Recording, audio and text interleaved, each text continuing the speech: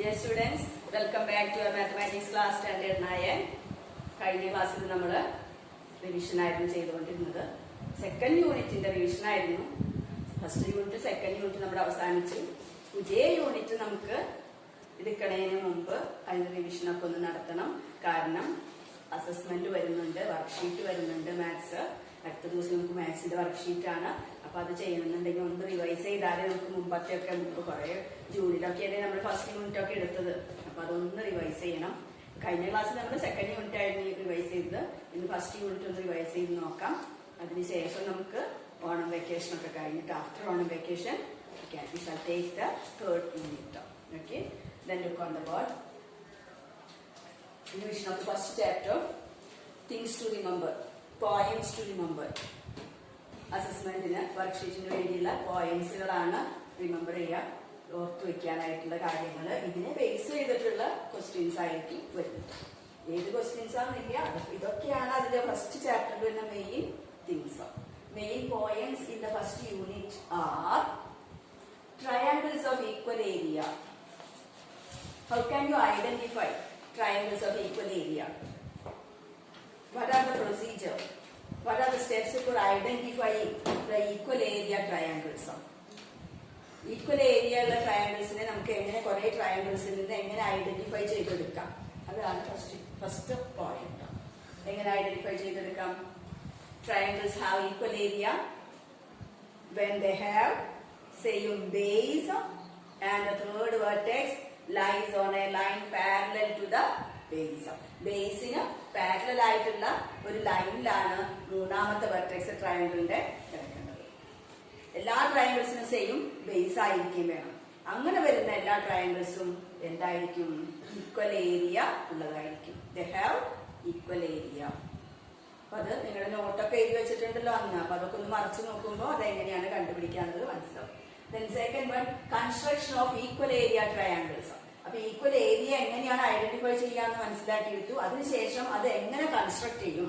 Equal area വരുന്ന triangles how can be construct? എങ്ങനെ construct ചെയ്യും? നമ്മൾ പഠിച്ചിട്ടുണ്ട്. ഐസോസെലസ് ട്രയാങ്കിൾ കൺസ്ട്രക്ട് ചെയ്യാൻ പഠിച്ചു, ഈക്വലാറ്ററൽ ട്രയാങ്കിൾ കൺസ്ട്രക്ട് ചെയ്യാൻ പഠിച്ചു. ഒരു ട്രയാങ്കിൾ ആദ്യം തന്നെ നമുക്ക് തന്നിട്ടുണ്ടാവും. അതിന് സെയിം ബേസ് വെച്ചുകൊണ്ട് അതിൽ തന്നിരിക്കുന്ന കണ്ടീഷൻ അനുസരിച്ചുകൊണ്ട് മറ്റൊരു ഈക്വൽ ഏരിയ ട്രയാങ്കിൾ കൺസ്ട്രക്ട് ചെയ്യാൻ ആ നോട്ട് നോക്കി പഠിക്കാം. Third one, construct a triangle equal in area of A quadrilateral. എന്താ ചെയ്യേണ്ടത്? Construct a triangle. So important one. എല്ലാ ക്വസ്റ്റ്യൻ പേപ്പറിലും ഈ ഒരു ചോദ്യം 4 മാർക്കിന്റേതായിട്ട് ഉണ്ടാവും. എപ്പോ ഹാഫ് ഇയർലി ആയാലും ക്വാർട്ടർലി ആയാലും ഫൈനൽ ആയാലും എല്ലാത്തിലും യൂണിറ്റ് ടെസ്റ്റ് ആയാലും ഒക്കെ ഇതിലും ഇതൊരെണ്ണം ഷുവർ ക്വസ്റ്റ്യൻ ആണ്. Construct a triangle. Triangle construct ചെയ്യാൻ അറിയാം. But one condition, equal in area of A quadrilateral. നമുക്ക് തന്നിട്ടുള്ള ഒരു ക്വാഡ്രിലാറ്ററലിന് ഈക്വൽ ഏരിയ വരുന്ന ഒരു ട്രയാങ്കിൾ എങ്ങനെ നമ്മൾ കൺസ്ട്രക്ട് ചെയ്യും എന്നുള്ളതാണ് ഇമ്പോർട്ടന്റ് ആണ്. അത് വേണമെങ്കിൽ നമുക്ക് ഇത് കഴിഞ്ഞിട്ട് ഒന്ന് ചെയ്ത് നോക്കാം. And next one, divide A line in the given ratio. ഒരു ലൈൻ തന്നിട്ട് 8 centimetre long line or 7 centimetre long line. How can you divide that line in the given ratio? Ratio നമുക്ക് തന്നിട്ടുണ്ടാവും. 2:3, 4:5, 6:7, ഓക്കെ, സംതിങ് ദാറ്റ് ടൈപ്പ്. അങ്ങനെയുള്ള റേഷ്യോയില് ഈ ലൈനിനെ എങ്ങനെ നമ്മൾ divide ചെയ്യും? അതും ഇമ്പോർട്ടന്റ് ആണ്. Last one, triangle division. ട്രയാങ്കിളിനെ ഡിവൈഡ് ചെയ്യും. ഒരു ട്രയാങ്കിൾ വരച്ചിട്ട് അതിനെ ഡിവൈഡ് ചെയ്യാം. അതിന്റെ ബേസ് ഡിവൈഡ് ചെയ്യുന്നു by drawing the angle bisector of the opposite vertex. ബേസിന്റെ ഓപ്പോസിറ്റ് വെർട്ടെക്സിന്റെ ആംഗിൾ ബൈസെക്ടർ വരച്ച ഇതിനെ എങ്ങനെ നമ്മൾ ഡിവൈഡ് ചെയ്യും? Dividing in the ratio that is equal to the ratio of the sides of the angle. ഏത് വെർട്ടെക്സിൽ നിന്നാണോ ആംഗിൾ ബൈസെക്ടർ വരച്ചത് ആ വെർട്ടെക്സിന്റെ ആ ആംഗിളിന്റെ രണ്ട് സൈഡിന്റെയും ലെങ്ത്തുകള് ഏത് റേഷ്യോയിലാണോ അതേ റേഷ്യോയിലാണ് ആംഗിൾ ബൈസെക്ടർ പോയിട്ട് ഓപ്പോസിറ്റ് സൈഡിനെ ബൈസെക്ട് ചെയ്യുന്നത്, ഡിവൈഡ് ചെയ്യുന്നത്. Okay. And also what is the ratio of the base that is the same as the ratio of the triangles thus got. അങ്ങനെ ആംഗിൾ ബൈസെക്ടർ വരയ്ക്കുമ്പോൾ നമുക്ക് രണ്ട് ട്രയാങ്കിൾസ് അപ്പുറത്ത് ലെഫ്റ്റ് ആൻഡ് റൈറ്റ് ആയിട്ട് രണ്ട് triangles കിട്ടും. ആ രണ്ട് ട്രയാങ്കിൾസിന്റെ ഏരിയയുടെ റേഷ്യോ ആ ബേസിന്റെ റേഷ്യോക്ക് ഈക്വൽ ആയിരിക്കും. ആ രണ്ട് കണ്ടീഷൻസ് ആണ്, രണ്ട് റിസൾട്ടുകളാണ് ട്രയാങ്കിൾ ഡിവിഷനിൽ നമ്മൾ പഠിക്കുന്നത്. അപ്പൊ ഇത്രയൊക്കെയാണ് നമുക്ക് ആ ചാപ്റ്റർ ഫസ്റ്റ് ചാപ്റ്ററിൽ ഇമ്പോർട്ടന്റ് ആയിട്ടുള്ള റിമെമ്പർ ചെയ്യേണ്ട കുറച്ച് പോയിന്റ്സ്. അപ്പൊ ഇത് നമുക്ക് ഒന്ന് രണ്ടെണ്ണം ഒന്ന് ട്രൈ ചെയ്ത് നോക്കാം. ഓർമ്മയുണ്ടോ നോക്കണമല്ലോ. First one, construct a triangle equal in area with given quadrilateral. Quadrilateral നമുക്ക് തന്നിട്ടുണ്ടായിരിക്കും, അതിന് ഈക്വൽ ഏരിയയുള്ള ഒരു ട്രയാങ്കിൾ കൺസ്ട്രക്ട് ചെയ്യണം. അപ്പൊ quadrilateral, can you know how to draw a quadrilateral with given measurements? ഒരു ക്വാഡ്രിലാറ്ററൽ വരയ്ക്കണമെങ്കിൽ എത്ര മെഷർമെന്റ്സ് നമുക്ക് ആവശ്യമുണ്ട്? How many measurements we need? We require 5 measurements. That may be 2 sides and 3 angles, 3 angles and 2 sides, 5 angles, 4 angles, 3 sides and 2 diagonals, like that. Okay, അങ്ങനെ പല ടൈപ്പിലും നമുക്ക് ക്വാഡ്രിലാറ്ററലിന്റെ measurements തരും. അപ്പൊ ഈ മെഷർമെന്റ്സ് ഉപയോഗിച്ച് നമ്മൾ 8th പഠിച്ചിട്ടുണ്ട് എന്ത്, ക്വാഡ്രിലാറ്ററൽ കൺസ്ട്രക്ട് ചെയ്യാൻ. Then construct a quadrilateral using the given measurements like these. PQRS measures ഒക്കെ നമുക്ക് തന്നിട്ടുണ്ടായിരിക്കും, അത് ഉപയോഗിച്ച് നമ്മൾ PQRS ക്വാഡ്രിലാറ്ററൽ കൺസ്ട്രക്ട് ചെയ്തു. After that, how can you draw a triangle equal in area with this quadrilateral? ഈ ക്വാഡ്രിലാറ്ററലിന്റെ ഏരിയക്ക് equal ആയിട്ടൊരു triangle നമ്മൾ construct ചെയ്യണം. അപ്പൊ നമ്മൾ അന്ന് പറഞ്ഞിട്ട് ലോങ് ചെയിൻഡ് ട്രയാങ്കിൾ എന്നൊക്കെ പറഞ്ഞത് ഓർമ്മ വരുന്നുണ്ടാവും. നീളത്തിലുള്ള ഒരു ട്രയാങ്കിൾ ഒക്കെ നമ്മൾ ഫോം ചെയ്ത് ഈക്വൽ ആയിട്ട് ഏരിയ ഉള്ളത്. അതെങ്ങനെ കൺസ്ട്രക്ട് ചെയ്യുന്ന triangle? First of all you want to draw a diagonal like these. Measurements എടുത്ത് ചെയ്യണം. കറക്റ്റ് മെഷർമെന്റ്സ് തന്നിരിക്കുന്ന ക്വസ്റ്റ്യനിൽ തന്നിരിക്കുന്ന മെഷർമെന്റ്സ് ഉപയോഗിച്ച് ചെയ്യണം. Draw a diagonal like this, and you want to draw a line parallel to the opposite vertex or parallel to this diagonal. ഈ ഡയഗണലിന് parallel ആയിട്ട് ആറിലൂടെ, opposite vertex ആറിലൂടെ ഒരു പാരലൽ ലൈൻ വരയ്ക്കാനുണ്ട്.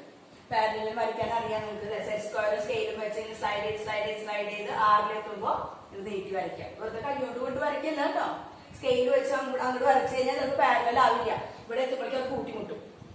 അപ്പോ സെറ്റ് സ്ക്വയറും scale, using your set square and scale, joining at SQ and sliding upwards, and when it meets at R, draw a line. ആറിലെത്തുമ്പോ ഒരു line വരയ്ക്കാം. അപ്പൊ ഇങ്ങനെയായിരിക്കും ആ ലൈൻ വരിക. ആറിലൂടെ പോകണം കേട്ടോ. Okay. After that you want to extend PQ, the base PQ അങ്ങനെ എക്സ്റ്റെൻഡ് ചെയ്ത് കൊടുക്കാം till it meet a point E. Okay, E any number, any vertex. E യില് മീറ്റ് ചെയ്തു. ആ പാരലൽ ലൈനും ബേസ് PQ എക്സ്റ്റെൻഡ് ചെയ്തതും കൂടി ഇയില് മീറ്റ് ചെയ്തു. Then next step is join S to E. അത് സ്കെയിൽ വെച്ച് ഒറ്റ സ്കെയിൽ വെച്ചാണ് ജോയിൻ ചെയ്യാം. എസിൽ നിന്ന് ഇയിലേക്ക് ജോയിൻ ചെയ്തു. Then you will get a triangle now, which is that a long tailed triangle, നീളമായുള്ള ഒരു ട്രയാങ്കിൾ അവിടെ കിട്ടിയിട്ടുണ്ടല്ലോ. അതൊന്ന് നമുക്ക് ഇങ്ങനെ ഷെയ്ഡ് ചെയ്ത് കാണിക്കാം. ഷെയ്ഡ് ചെയ്യുമ്പോ ആ ട്രയാങ്കിള് ക്ലിയർ ആവും. നീളൻ വാലുള്ള ഒരു triangle PSE is the required triangle. PSE നീളത്തിലല്ലേ ഇരിക്കുന്നേ. PSE is the required triangle. Required triangle means having area equal to given quadrilateral PQRS. PQRS എന്ന ക്വാഡ്രിലാറ്ററലിന് ഈക്വൽ ഏരിയയിലുള്ള ട്രയാങ്കിൾ ആണ് ഇപ്പൊ നമുക്ക് ഇരിക്കുന്നത്. അപ്പൊ ആ പോർഷനും നന്നായിട്ട് പഠിക്കാം. അത് ഇമ്പോർട്ടന്റ് ആണ്, നന്നായിട്ട് തന്നെ പഠിച്ചോളാം. ഇനി എങ്ങനെയാണ് line division? A line of length 8 centimeter. You want to divide it in the ratio 4:5. 8 centimeter long line ആണ്. ഈ റേഷ്യോയിൽ നമുക്ക് അതിനെ ഡിവൈഡ് ചെയ്യണം. ഓക്കെ. ഫോർ ദാറ്റ് നമുക്ക് ഓർമ്മ വരണം. നമ്മൾ കേൾക്കുമ്പോൾ കാണുമ്പോൾ ഓർമ്മ നമുക്ക് പെട്ടെന്ന് വരണം. അങ്ങനെ നമ്മളത് പഠിച്ചിട്ടുണ്ടാവണം. Line of length 8 centimeter and ratio is 4:5. You want to take all the 3 letters, all the 3 digits, 8, 4 and 5. Draw a triangle using these measurements. You take 8 centimeter space. From this point, cut an arc taking 4 centimeter, and from this point, cut an arc taking 5 centimeter. Join, you will get 5, 4. You will get a triangle. റേഷ്യോയുടെ നമ്പേഴ്സും ലൈനിന്റെ length ഉപയോഗിച്ച് ഒരു triangle നമ്മൾ construct ചെയ്യും. After that extend this side. You can name it as ABC. Extend AB upwards up to the length AC. AC യുടെ length എത്രയാണോ ആ length AB മുകളിലോട്ട് extend ചെയ്യുക. സ്കെയിൽ വെച്ച് എക്സ്റ്റെൻഡ് ചെയ്താൽ മതി. സ്കെയിൽ ഇവിടെ വെച്ച് നീളത്തിലാണ് 5 സെന്റിമീറ്റർ. എവിടെ from which point you want to take 5 centimetre from the point A. എയിൽ നിന്ന് 5 സെന്റിമീറ്റർ സ്കെയിൽ വെച്ച് നീളത്തിൽ വരച്ചതിന് ശേഷം 5 സെന്റിമീറ്റർ മാർക്ക് ചെയ്യാം. From this point two this. Okay, അപ്പൊ അതിനെ നമുക്കൊരു പേര് കൊടുക്കാം. ഇന്ന് വായിച്ചാലേ പേര് കാണുള്ളൂ. ഇവിടെ എന്ത് പേര് കൊടുക്കാം? ഡി എന്ന് കൊടുക്കാം. How much is A D? A D is equal to A C. A C എത്രയാണോ അത്ര തന്നെ എയിൽ നിന്ന് അങ്ങോട്ട് എക്സ്റ്റെൻഡ് ചെയ്ത് കൊടുക്കുക. അപ്പൊ സ്കെയിൽ വെക്കുമ്പോൾ ഇവിടെ നിന്ന് സ്കെയിൽ വെക്കണം, അല്ലെങ്കിൽ അത് വളഞ്ഞങ്ങോട്ട് പോകും കേട്ടോ. ഇവിടെ നിന്ന് തുടങ്ങാണെങ്കിൽ വളയും. ഇവിടെ നിന്ന് സ്കെയിൽ വെക്കുക. സ്കെയിൽ ഇവിടെ ഇങ്ങനെ ഇതാ ഇതുപോലെ അങ്ങോട്ട് ഉറപ്പിച്ച് നിർത്തത്. ഇങ്ങനെ തുടങ്ങാം. അപ്പോഴേ നേരെ സ്ട്രെയിറ്റ് ആയിട്ട് എക്സ്റ്റെൻഡ് ചെയ്യാൻ പറ്റുള്ളൂ നമുക്ക്. അല്ലെങ്കിൽ ഇവിടെ നിന്നാണെങ്കിൽ നമ്മൾ ഇങ്ങനെയൊക്കെ ചിലപ്പോൾ വരച്ചു പോകും. അപ്പോൾ എക്സ്റ്റൻഷൻ ആവില്ല. അപ്പൊ എ ഡി വരച്ചു. Then join D and C using your scale. Last 2 പോയിന്റ്സും സ്കെയിൽ വെച്ച് ജോയിൻ ചെയ്യാം. After that draw a line parallel to the CD. CD ക്ക് ഇപ്പൊ വരച്ച ലൈൻ CD ക്ക് പാരലൽ ആയിട്ട് A യിലൂടെ വരയ്ക്കാം. A യിലൂടെ ഒരു ലൈൻ വരയ്ക്കാം. E. Now AB is a line parallel to CD. AE യും CD യും പാരലൽ ആണ്. അപ്പൊ അങ്ങനെ വരച്ചു കഴിഞ്ഞപ്പോ BC എന്ന് പറയുന്ന 8 സെന്റിമീറ്റർ ലോങ് ലൈൻ ഇപ്പൊ രണ്ടായിട്ട് ഡിവൈഡ് ചെയ്ത് കഴിഞ്ഞു. One is BE and other is EC. One is BE and other is CE. What is its ratio? BE is to EC is the same as 4 is to 5.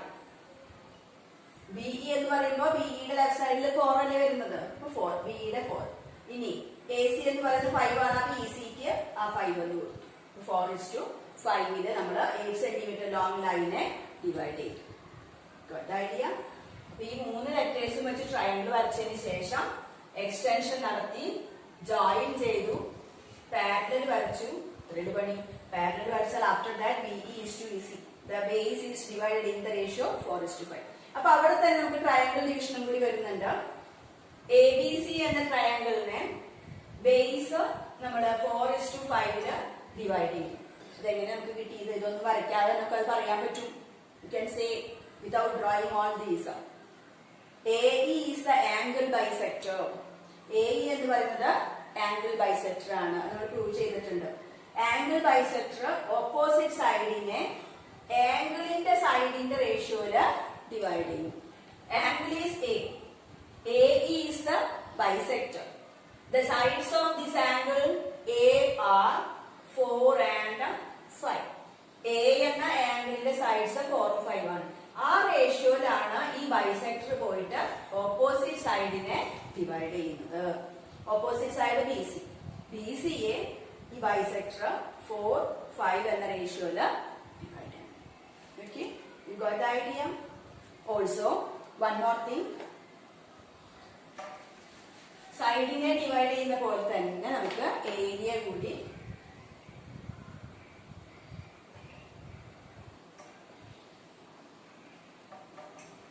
listen. If DS is the angle bisector of angle P, PS is the angle bisector of angle P, and this angle bisector divides the opposite side QR in which ratio? In the ratio of the sides of the angle P. Angle P യുടെ സൈഡ്സിന്റെ ratio ആയ 3, 4 എന്നതിലാണ് opposite സൈഡിനെ divide ചെയ്യുന്നത്. ഇവിടെ 3 ആണെങ്കിൽ QS, 3SR, 4. ഇനി ഇവിടെ 2 triangle നമുക്ക് കിട്ടുന്നുണ്ട് by drawing the angle bisector PS. PS എന്ന ആംഗിൾ ബൈസെക്ടർ വരയ്ക്കുമ്പോൾ 2 ട്രയാങ്കിൾസ് ആണ് നമുക്ക് കിട്ടുന്നത്. What is the area of the triangle? Is there any relation between the area and the base of this triangle? ഈ 2 ട്രയാങ്കിളിന്റെ ബേസുകൾ 3 ഉം 4 ഉം ആണ്. Right? For this left hand side triangle, base is 3 right hand side triangle base is 4. Then there is another result that the ratio of the areas of both triangles, area of triangle PQS is to area of triangle PSR is equal to the ratio of its sides, base. ഈ രണ്ട് ട്രയാങ്കിളിന്റെ ബേസുകളുടെ ratio ആണ് ഏരിയയ്ക്ക് വരുന്നത് 3:4. If this one is 6 cm square area, how much is the area of this triangle? 3:4 ratio വരണം. 3:4 വരണമെങ്കിൽ ഇവിടെ 6 ഉണ്ട്. അപ്പൊ 3 എന്ത് ചെയ്യുമ്പോഴാണ് 6 വരുന്നത്? ഡബിൾ ആണ് അല്ലെ, ഇൻറ്റു 2. അപ്പൊ ഇവിടെ എന്താവണം? 4ന്റെ ഡബിൾ. ഇവിടെ എത്ര വരും? 4ന്റെ ഡബിൾ എന്ന് പറയുമ്പോൾ 8. ഓക്കെ, അപ്പൊ 3:4 ആണെങ്കിൽ 6:8 എന്ന് പറയുന്നതും. അപ്പൊ രണ്ട് കാര്യങ്ങളാണ് നമ്മൾ ഇവിടെ നിന്ന് പഠിച്ചത് അല്ലെ. ആംഗിളിന്റെ സൈഡ്സിന്റെ റേഷ്യോന് ഓപ്പോസിറ്റ് സൈഡിനെ ബൈസെക്ട് ചെയ്യുന്നു, ഡിവൈഡ് ചെയ്യുന്നു. ആര്? Angle bisector. അങ്ങനെ ആംഗിൾ ബൈസെക്ടർ വരച്ചു കഴിയുമ്പോൾ ലെഫ്റ്റ് ആൻഡ് റൈറ്റ് രണ്ട് ട്രയാങ്കിൾ വരുന്നുണ്ട്. ആ ട്രയാങ്കിളിന്റെ ഏരിയയുടെ റേഷ്യോ ട്രയാങ്കിളിന്റെ ബേസിന്റെ റേഷ്യോക്ക് ഈക്വൽ ആയിരിക്കും. ബേസ് തന്നെ ആവില്ല, ബേസിന്റെ റേഷ്യോക്ക് ഈക്വൽ ആവും. ബേസ് അല്ലല്ലോ ഇത്, 3യുടെ ഡബിൾ അല്ല, ബേസിന്റെ ഡബിൾ ആണ് ഏരിയ, ഇവിടുത്തെ ബേസിന്റെ ഡബിൾ ആണ് ഏരിയ. പക്ഷെ റേഷ്യോ എടുക്കുമ്പോഴോ റേഷ്യോ ഓഫ് 6:8 എത്രയാ? 3:4. റേഷ്യോസ് ആണ് സെയിം ആവുന്നത്. Got idea? ഓക്കെ.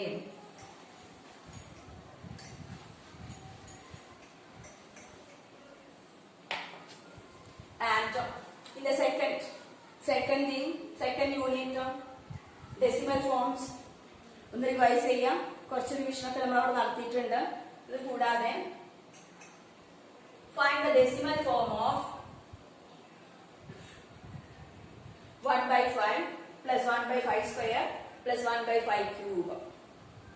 എങ്ങനെയായിരിക്കും ഇതിന്റെ ഡെസിമൽ ഫോം കാണാം? ഡെസിമൽ ഫോം കാണണമെങ്കിൽ ഡിനോമിനേറ്ററിനെ നമ്മൾ 10ന്റെ മൾട്ടിപ്പിൾ ആക്കി മാറ്റണം അല്ലേ. ഇത് നേരെ ഡിവൈഡ് ചെയ്ത് കാണില്ല, ഓരോ ഡിനോമിനേറ്ററിനെയും 10ന്റെ മൾട്ടിപ്പിൾ ആക്കി മാറ്റണം. How can you change the denominator 5 as A multiple of 10? 5നെ എന്തുകൊണ്ട് മൾട്ടിപ്ലൈ ചെയ്യുമ്പോഴാണ് 10ന്റെ മൾട്ടിപ്പിൾ ആയിട്ട് വരിക? 5 into 2 ചെയ്യാം നമുക്ക് അല്ലെ. നമ്മൾ ചെയ്തതാണ് 5 into 2 10. അപ്പൊ 10ന്റെ മൾട്ടിപ്ലൈ ഫസ്റ്റ് മൾട്ടിപ്ലൈ 10 കിട്ടിയില്ലേ. അപ്പൊ into 2 ചെയ്യുമ്പോൾ നമ്മൾ ആരെയും കൂടി ചെയ്യണം? 1/5 into 2/2. ഫ്രാക്ഷൻ ആയതുകൊണ്ട് ഡിനോമിനേറ്ററിനെയും കൂടി ഒപ്പം തന്നെ. അപ്പൊ എന്താവും?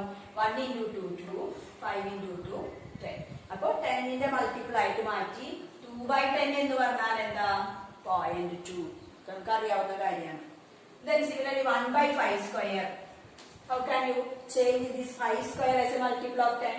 5 square എന്ന് പറഞ്ഞാൽ 5 into 5. അപ്പൊ അതിനെ എങ്ങനെ 10ലേക്ക് മാറ്റാം? 2 into 2 ചെയ്താൽ മതി. 5 into 2 ആണ് 10. 5 into 2 10. അപ്പൊ എത്ര കൊണ്ടാണ് മൾട്ടിപ്ലൈ ചെയ്യേണ്ടത്? 10ന്റെ മൾട്ടിപ്പിൾ ആക്കാൻ 2 into 2 that is 4.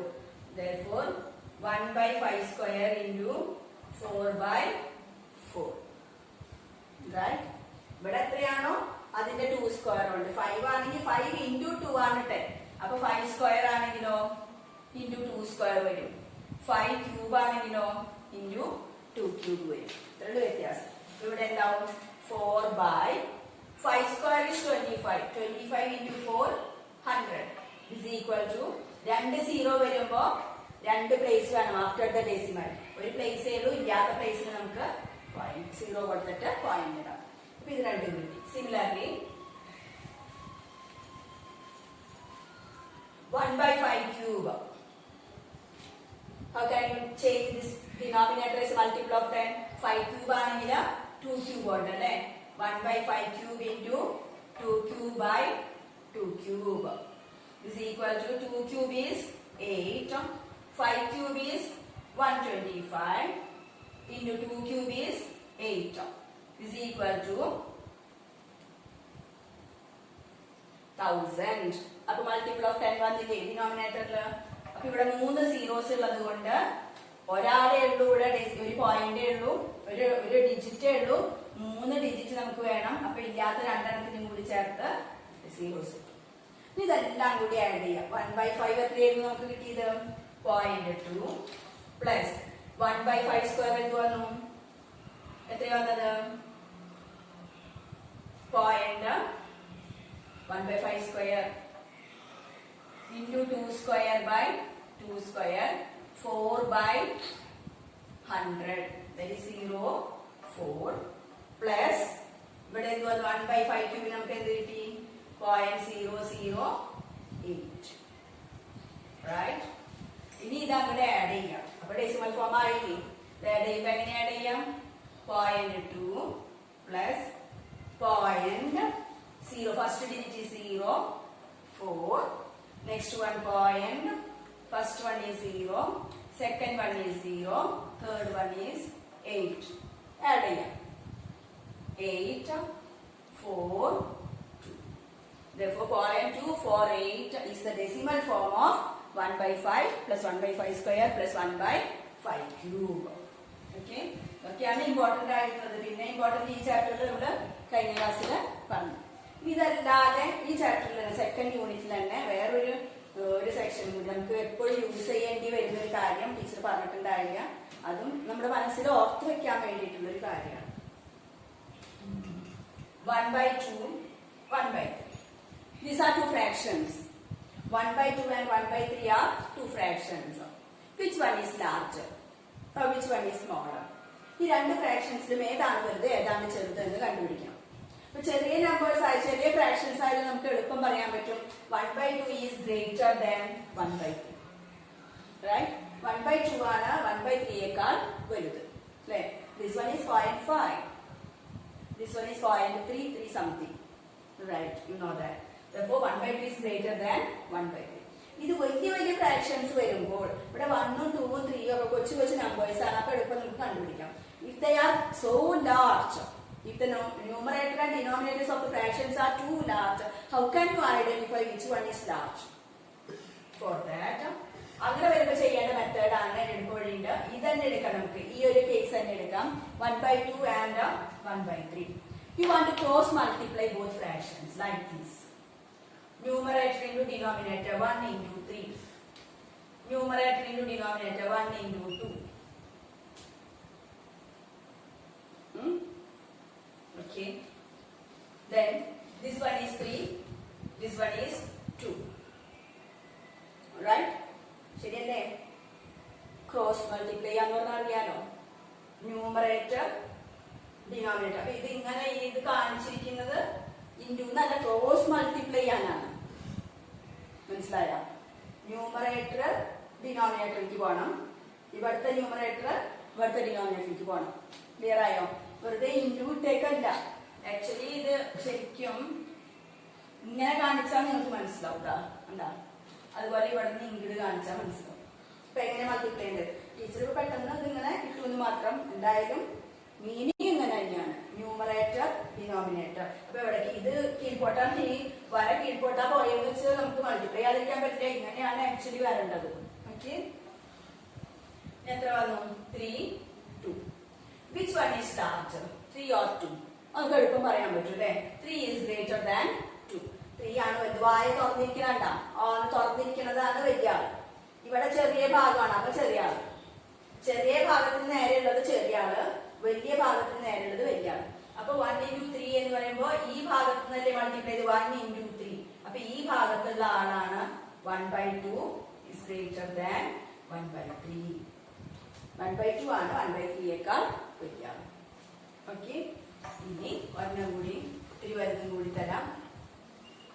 5/6 7/8. Which one is large? അപ്പോൾ ഇതുപോലത്തെ ഒരു ക്രോസ് മൾട്ടിപ്ലൈ ചെയ്യാം. ഇത് പെട്ടെന്ന് നേരത്തെ പോലെ നമുക്ക് പറയാൻ പറ്റിയെന്ന് വരില്ല. നമ്മൾ ക്രോസ് ചെയ്യാണ്. ക്രോസ് ചെയ്യും. 5 into 8 7 into 6. Right? Direction മനസ്സിലായി. 5 into 8 7 into 6. Which is 5 into 8 how much? 40. 6 into 7 42. Which one is larger? 40 or 42? 42 is greater. അപ്പൊ വലിയ ആളുടെ നേർക്ക് വായ തുറന്നിരിക്കുന്ന ഭാഗം 40 ചെറുതായതുകൊണ്ട് ചെറിയ ഭാഗം 40യുടെ നേർക്ക് വായ തുറന്നിരിക്കുന്ന ഭാഗം വലിയ ആളുടെ നേർക്ക്. കണ്ടോ? ഇങ്ങനെയാണ് 40 ലെസ് ദാൻ 42. അതായത് 42 ആണ് വലുത് ആരെക്കാൾ 40. 42 എന്ന് പറഞ്ഞ ഈ ഭാഗത്തുള്ള ആളല്ലേ. അപ്പൊ 7/2 7/8 is greater than 5/6. 7/8 ആണ് ലാർജർ നമ്പർ, വലിയ വായ തുറന്നിരിക്കുന്ന ഭാഗം. ഈ ഭാഗത്ത് വന്നതുകൊണ്ട് 7/8. 5/6നേക്കാൾ വലുതാണ് 7/8.